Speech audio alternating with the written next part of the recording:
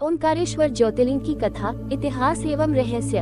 ओंकारेश्वर ज्योतिर्लिंग भगवान शिव के 12 ज्योतिर्लिंगों में से चौथा ज्योतिर्लिंग माना गया है। यह मंदिर मध्य प्रदेश के खंडवा में नर्मदा नदी के बीच मंधाता पर्वत व शिवपुरी नामक द्वीप पर स्थित है। यहाँ पर मंधाता नामक राजा ने शिव की घोर तपस्या करके प्रसन्न किया था और जन कल्याण हेतु यहाँ पर ज्योतिर्लिंग के रूप में विराजित होने का आग्रह किया था। इन्हीं के नाम पर इसका नाम मंधाता पर्वत रखा गया है। ओंकारेश्वर ज्योतिर्लिंग 2 रूपों में विभक्त है, जिसमें ओंकारेश्वर और ममलेश्वर शामिल है। शिव पुराण में ओंकारेश्वर ज्योतिर्लिंग को परमेश्वर लिंग भी कहा जाता है। यहाँ भगवान शिव के ज्योतिर्लिंग स्वरूप की पूजा होती है और भगवान शिव की विधान से पूजा करने से शिव जी प्रसन्न हो जाते हैं और जीवन की सभी कष्ट दूर कर देते हैं। यहाँ पर नर्मदा नदी ओम के आकार में बहती है। पुराणों में इस तीर्थ स्थल को विशेष महत्व बताया गया है।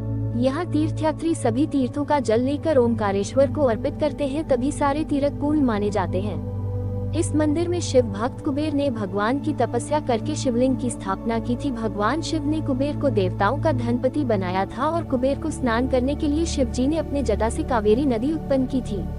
ओंकारेश्वर इस मंदिर में 68 तीर्थ है, जिसमें 33 करोड़ देवी देवता परिवार सहित रहते हैं। 2 ज्योतिर्लिंग सहित 108 शिवलिंग भी है। यहाँ भगवान शिव साक्षात प्रकट हुए हैं, इसलिए इन्हें ज्योतिर्लिंग कहा जाता है। और ऐसा कहा जाता है कि यहाँ का तट ओम के आकार का है। ये ज्योतिर्लिंग पंचमुखी है। लोगों का मानना है कि भगवान शिव तीनों लोकों का भ्रमण करके यहाँ विश्राम करते हैं, इसलिए यहाँ रात्रि में भगवान शिव की शयन आरती भी की जाती है। यहाँ काफी दूर दूर से भक्तगण दर्शन के लिए भारी से भारी संख्या में आते हैं और ऐसा कहा जाता है कि यहाँ आने से सभी भक्तों के संकट दूर हो जाते हैं। ये 5 मंजिला मंदिर है, बहुत ही भव्य तरीके से निर्मित किया गया है। ओंकारेश्वर ज्योतिर्लिंग का तीर्थ क्षेत्र। ओंकारेश्वर ज्योतिर्लिंग में 24 अवतार, सीता वाटिका, माता घाट, मार्कंडेय शिला, मार्कंडेय संन्यास आश्रम, ओंकार मठ, माता वैष्णो देवी मंदिर, अन्नपूर्णा आश्रम, बड़े हनुमान, सिद्धनाथ गौरी सोमनाथ, धाबरी कुंड, विज्ञानशाला, ब्रह्मेश्वर मंदिर, विष्णु मंदिर, वीरला, चांद सूरज दरवाजे, गायत्री माता मंदिर, रेल मुक्तेश्वर महादेव, आड़े हनुमान से गांव के गजानन महाराज का मंदिर, काशी विश्वनाथ, कुबेरेश्वर महादेव के मंदिर भी दर्शनीय हैं। इस मंदिर में विराजमान ओंकारेश्वर ज्योतिर्लिंग पंचमुखी है। ऐसा कहा जाता है कि भगवान शिव तीनों लोकों का भ्रमण करके यहाँ विश्राम करते हैं। पर्वत पर एक बार भ्रमण करते हुए नारद जी विंध्याचल पहुँचे।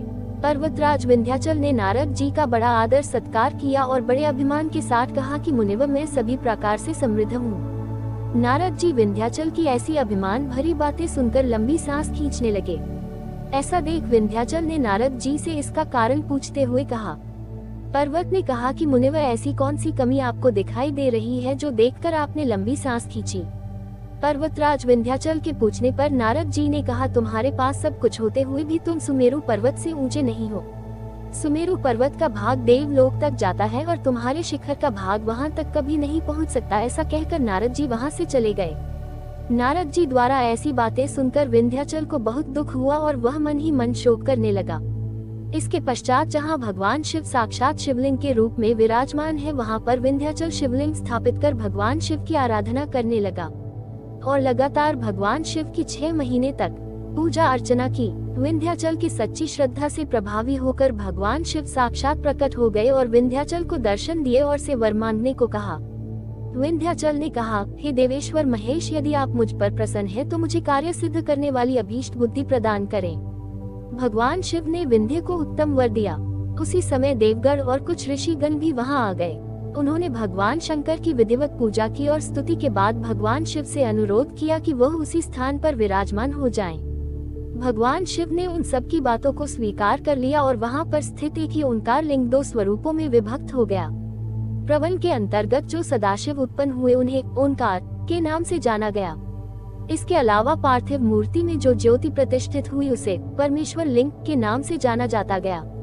आपको बता दें कि इस परमेश्वर लिंग को ममलेश्वर लिंग भी कहा जाता है। ओंकारेश्वर ज्योतिर्लिंग मंदिर की मान्यता।